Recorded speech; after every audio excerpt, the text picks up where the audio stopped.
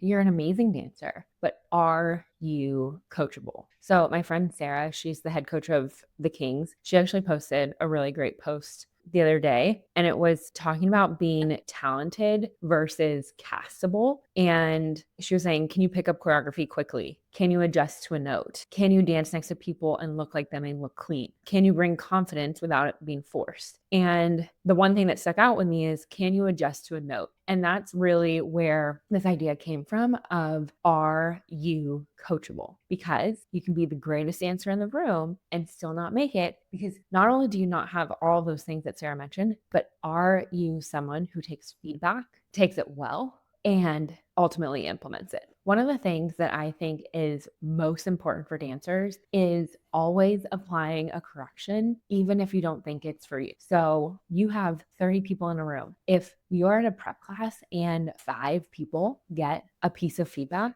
and you're like, man, they didn't say anything to me, they either hate me or they think that I'm doing really great. For the most part, if you don't get a correction during a prep class, either they might not have seen you because there's so many people in the prep class, or they didn't see you make a mistake, right? That doesn't mean that you didn't make a mistake. And so my suggestion is that every single piece of feedback that is given to anyone, no matter if it's directed to you or not, you take it as if it was directed to you. You look at yourself in the mirror and you say, am I doing this the way that they just recommended that this other person do it? Is this piece of feedback applicable to me in this moment or at any point of kind of my dance career or the routine? Because you are not always going to get feedback. And you are always getting feedback because you're getting feedback through other people. And that's one of the benefits of group coaching, honestly, in the dance space. I think it's so easy to rely on, hey, can I just do a one-on-one with you? Oh, I'm going to do a one-on-one session because I'm going to have your full attention the entire time and you're not going to be looking at anyone else. Yes. And I can only give you feedback that's being presented to me in a one-on-one session versus in a group coaching session. So there's actually this theory called Bandura's vicarious reinforcement. And there was a group of kids who had a model in front of them that was given the feedback specifically just to the model and not implicitly to the kids themselves. When the kids were given the opportunity to reproduce the behavior that they saw the model do, they actually were able to do it exceptionally well because they implemented the feedback even though they weren't the ones specifically getting feedback. And that just shows that even when you're not getting coached, you are being coached if you have the intention behind it and make sure that you're focusing on that true implementation. This rule of applying every single piece of feedback to yourself allows you to get coached and given feedback an unlimited amount of times versus just what I'm seeing in front of me. And so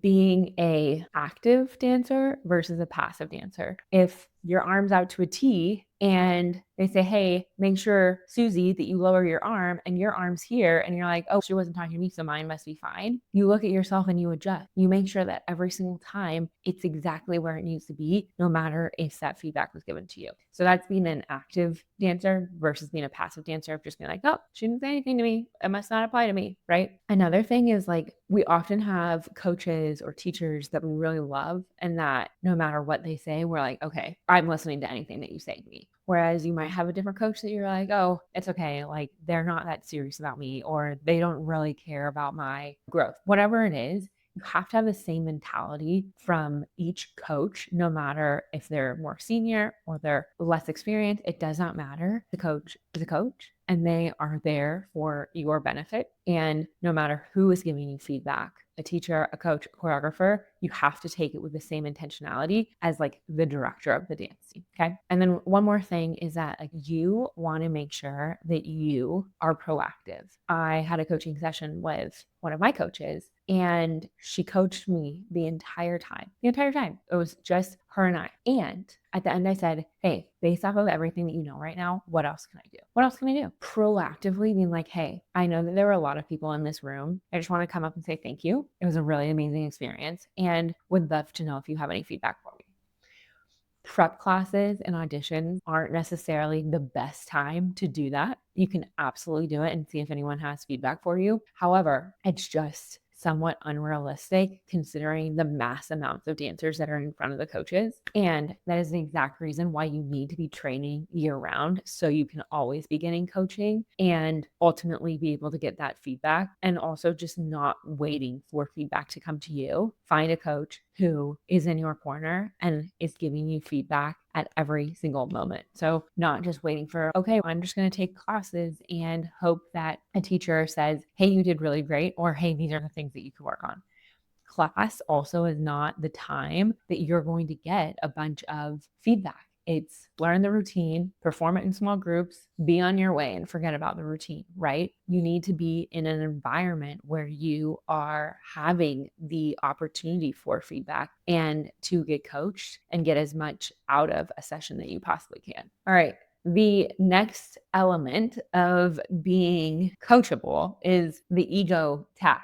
Okay. You might be thinking, oh, I'm already doing it just good enough, or I'm already doing it right. And that can be one of the things that holds you back so far because you already think that there's no room for improvement for you. It's said that the people who are the most confident in something and that they don't need to change are ultimately the people who actually need to change the most and aren't equipped to see what's actually wrong in what they're doing, because the same skill that is required to do something well is the same exact skill that requires you to see that you're doing something not well. And the dancers who say, I'm already doing it right, are the ones who ultimately may need the most support. And so if you fall into that space, you may get defensive, or when you're getting a piece of feedback, you're like, oh, she doesn't know what she's talking about. You want to think, what about what this person is saying? Is there anything that's true about this? Even if it's just a small piece, right? Is there anything that could be true that I could apply and make myself better? And being a dancer, especially in the pro dance space, I think one of the most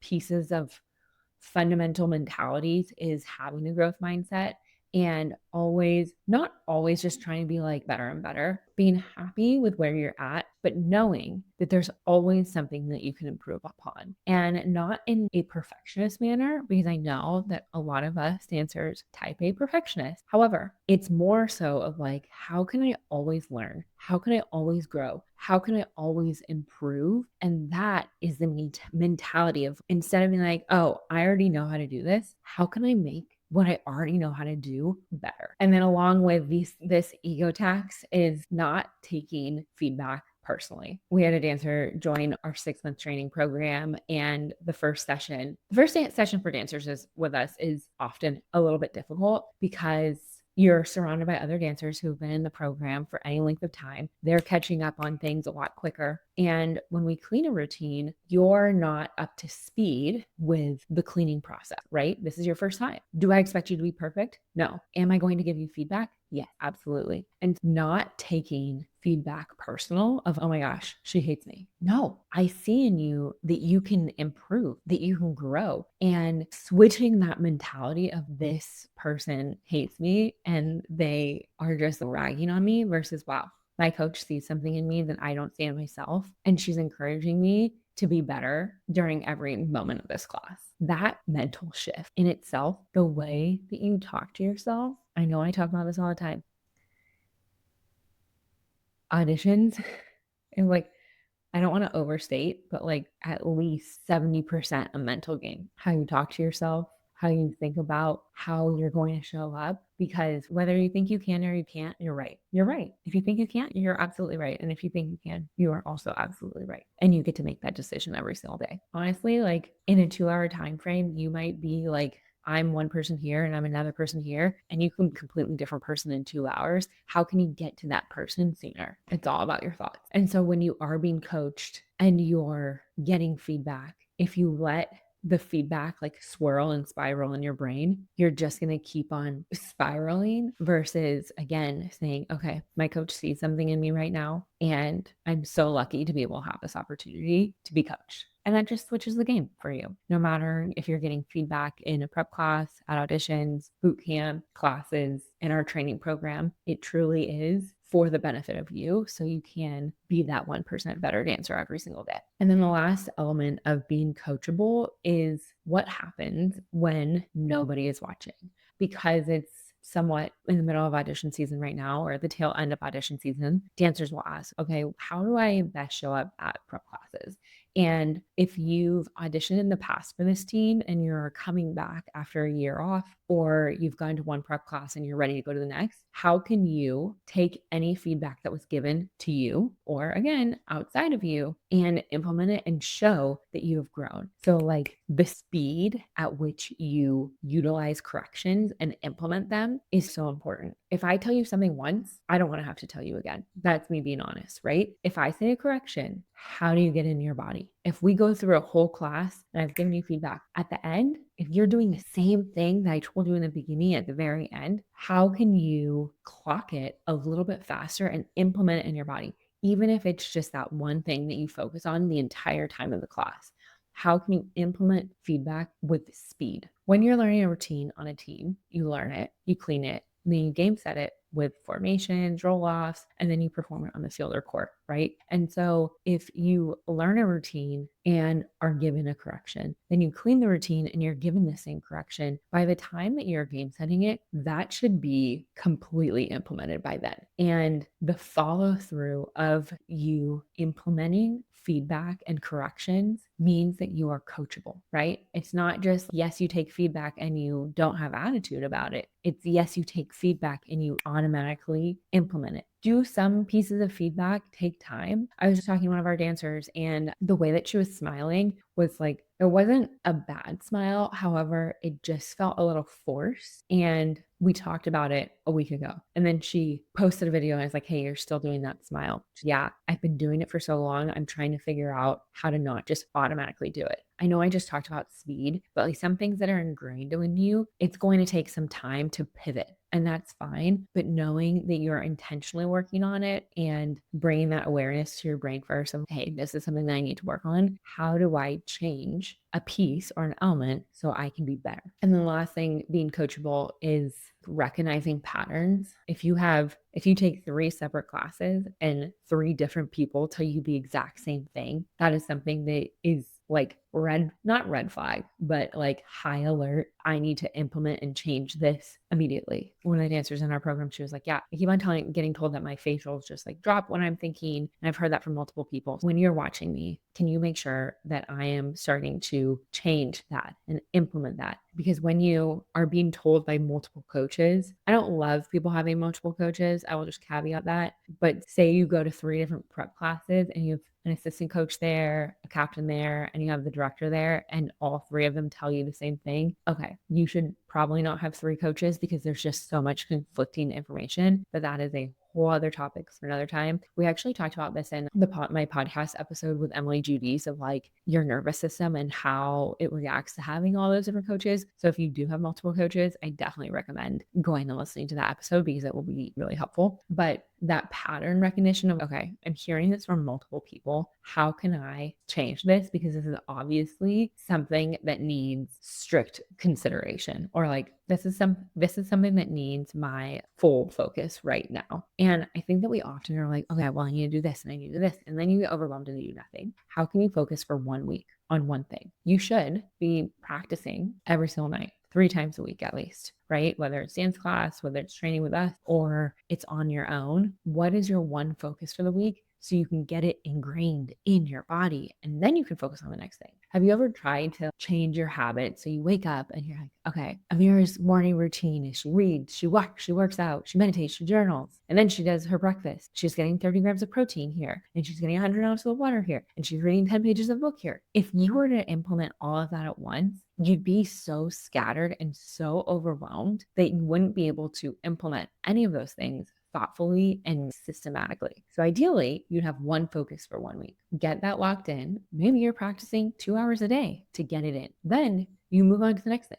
And it also depends on when your auditions are. Your timeline must match the intensity of how you're preparing. If you're 2 weeks out of auditions right now and you do not have your double turn, all day, every day is what you should be focusing on your double turn, because that's a fundamental of what you need to be working on. Okay. So this is where being coachable is so important. And I didn't touch on this, and it's also self-awareness and being self-honest. Where do you currently stand? I'm thinking about this, and it's like, I have dancers in our programs who have been auditioning for years, and I have dancers who have auditioned for the first time, and they've all made it in varying levels. You have dancers who've been dancing since they were 3, and you have dancers who've been dancing since they were the last 5 years. If you have been dancing only for 5 years, you're going to need to add more time to your timetable. Be realistic with yourself and honest about where you stand. In the dance space, we are not living in Amazon Prime land where you get to turn around in a day and make a team. You need time, you need training, and you need coaching. And if you want coaching, that is what we are here for. We have a full coaching program. Depending on where you're at, depending on your timetable, we adjust it for you and your goals and your needs. However, you can't expect to do it on your own, because the best athletes, they all have coaches, and you're an athlete because you're a dancer. It is so athletic to be a dancer that you have to have a coach. You have to have someone guiding you. I would love to be that person. If you feel like you need support, you can apply to our program down in the show notes. I will add them there. But being self-honest and self-aware is it's the overarching element of being coachable, because for you to be self-honest and self-aware, you have to look at yourself and be like, what can I be doing better? Where can I improve? Whether you're the most technically trained dancer in the room or you didn't grow up in a studio and you're self-taught, both are great. Both rely on different pieces of being self-aware, and they both rely on different elements of coaching. And that is great. I hope this is helpful for you. Be open, be honest, and be adaptable with being coachable. And no matter if someone is talking to you or they're talking to the person next to you, apply every single piece of feedback, because that will make you one of the most coachable dancers in the room.